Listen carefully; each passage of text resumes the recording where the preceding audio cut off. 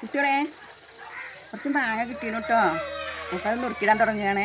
അപ്പോൾ മാങ്ങയൊക്കെ കിട്ടുന്ന സമയമല്ലേ, ഇതുപോലെ നിങ്ങളൊന്ന് ഉണ്ടാക്കി നോക്കൂട്ടോ. 4 മാങ്ങ കിട്ടിട്ടോ. ഇത് നമുക്കേ മുറിച്ചിടാന്ന് വിചാരിച്ചിട്ടാണ്.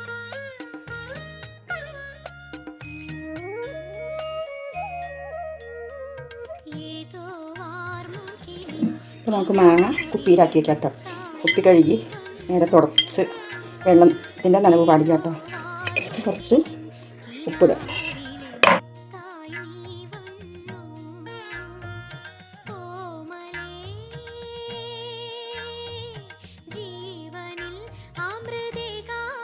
ഇത് മുളക്, പച്ചമുളക് വെള്ളിയ